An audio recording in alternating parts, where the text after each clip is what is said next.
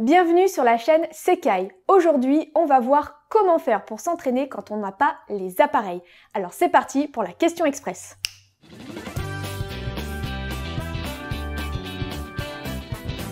La grande question, comment faire quand je n'ai pas les appareils?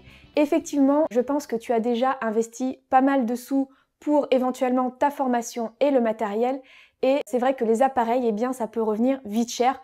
On parle quand même d'un budget qui commence à 300 € et qui peut monter vraiment très vite, à part si tu as la possibilité d'acheter un appareil d'occasion. Alors ça peut déjà être une première idée, c'est de voir si tu peux avoir un appareil d'occasion.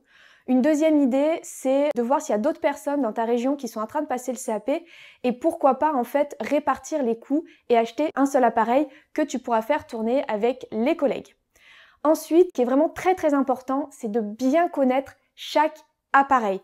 C'est-à-dire que tu dois bien le connaître au niveau de la théorie. Comment il fonctionne. Bien connaître aussi le protocole. Par exemple, il faut toujours le désinfecter au début et à la fin de l'utilisation.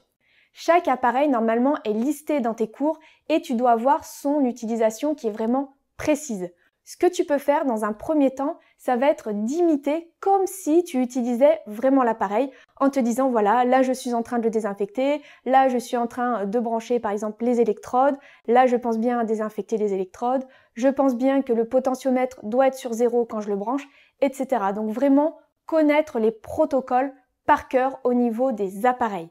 Ce qui va être important aussi, c'est quand tu vas t'entraîner chez toi au niveau des protocoles complets, par exemple donc sur le soin du visage, je t'invite à rédiger ton protocole de soin visage et d'intégrer l'appareil là où tu dois le placer dans ton protocole. Donc en fonction des appareils, ils ne vont pas forcément être utilisés au même moment, mais ça fera l'objet d'une autre vidéo. Une bonne astuce aussi, ça va être de réviser en priorité les appareils que tu peux utiliser sur tous les types de peau. Par exemple, la haute fréquence peut être utilisée sur tous les types de peau. C'est aussi le cas de la ionophorèse et de l'ultrason. Voilà, cette vidéo est terminée, j'espère qu'elle t'aura plu. Si c'est le cas, clique sur j'aime, abonne-toi à la chaîne pour ne rater aucune vidéo et je te dis à bientôt. Ciao!